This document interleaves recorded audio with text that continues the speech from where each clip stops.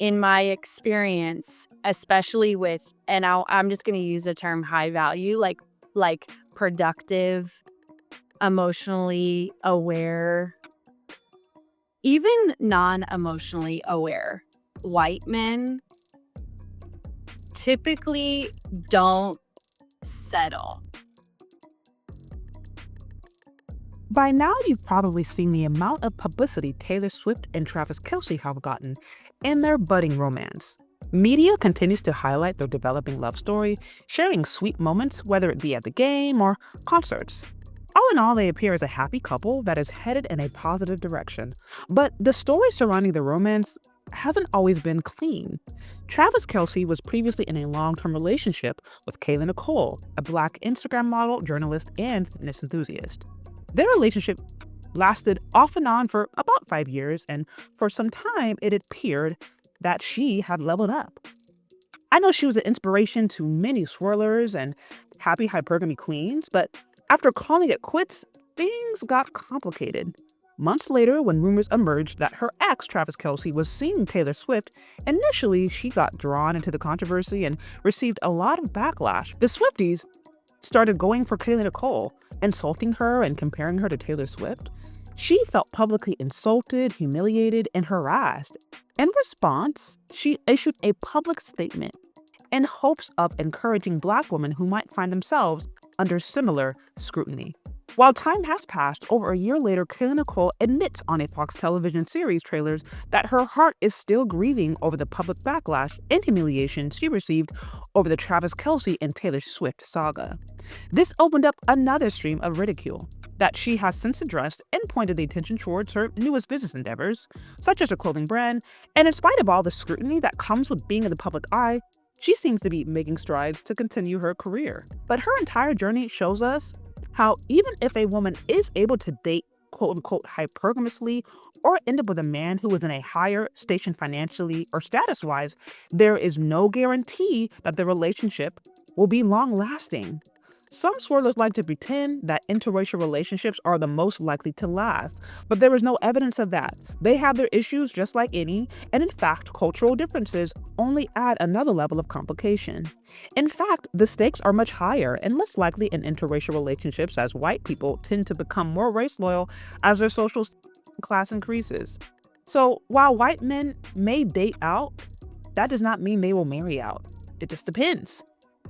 But while all eyes and attention were really on Kayla Nicole and her journey and response, I want to highlight something about this entire situation that hasn't been acknowledged, and that is the hypergamy of Travis Kelce, and actually why I think white men have the capacity to be the most hypergamous. And that is because women place such a high value on whiteness, giving attractive high-value white men many options. I want to replay a clip I did over a year ago with a good friend of mine. Let's hear what she has to say, and then we'll break it down. When you're dating, you have to, number one, be really sure that you have something valuable to offer. Because Common sense. in my experience, especially with, and I'm just going to use the term high value, like productive, emotionally aware, even non-emotionally aware white men typically don't settle. So they're not like let's just, you could not even how do I want to say this? As a white man, you don't even really need to be offering too much, but usually they pick winners. And I'm saying they very generally, very, very generally, right? So in my experience, if I were to even think about, in my own family, most of those people married equal or above. The men? The white men? Yeah, the men. Oh, men. Yeah, everyone in my family has either married equal or above or far above. So, and far above meaning a lot of different things, right? But they're definitely, they understand and they see value and they know how to recognize that. And I think if you were to just bust it even more open, more men in general are looking for someone or a person to add value to their life, period. And I think that goes outside of race, right? That goes outside of just a white, just a white man or a white man preference. Like, My friend said it. White men pick winners. This is not always the case, of course. Divorces do happen, but she's speaking to a deeper truth that is often unsaid but widely known. The hypergamy of white men. And there are many reasons for this. But it partially goes down to the value whiteness still holds in society, and specifically the value women assign to it. Indian women, Chinese, Korean, Asian women, Latina, even Black women place a value on whiteness. And as the dating divide revealed, so much so that all groups of minority women, had an affinity for white men. This places white men, particularly high value white men, in unique positions in the dating realm. Black men often complain about how an average dorky white boy can come into the Black community and pull 8, 9s, and 10s. Some of the best looking Black women because he is white, and that by nature gives some of the ladies the belief that he is bringing something to the table. Few will admit this, but if we observe behavior and examine some of the data around dating relationships, as well as even examine ideas coming out of modern and Black feminism, we'll see that there is something to this. We know that women often talk about hypergamy and desire to marry up. Most think about money or social status when they say this, but for some minority women, whiteness is enough of a come up. We rarely talk about the dating advantages white men have, particularly the high value ones, but again, as referenced in the dating divide, and even as my friend alluded to, they do have options. By all accounts, Travis Kelce leveled up. That is to say, he ended up with someone who was just as successful, if not arguably more wealthy than he is. And while they do seem like the perfect match, I mean, quite frankly, past a certain level of success, no one is really counting dollars. My point is, he does not have to face the public ridicule or scrutiny like his ex, Kayla Nicole, does. Right now, his image looks great next to Taylor Swift, and he gets to share the spotlight with one of the most influential women in the planet. However, Kayla Nicole continues to face the backlash of the relationship and fight the shadow of the past, which she admits to. The headlines even refer to her as the ex of Travis Kelce and things of that nature, still linking her to a person she has no relationship with. Part of this is a reflection of media representation and media angling, but this also shows us a key difference in how men and women are treated and also how these dynamics vary by race. Men are often considered more attractive and desirable by women the more experience they have. Notice all the positive publicity Travis Kelce gets, whereas the opposite is true for women.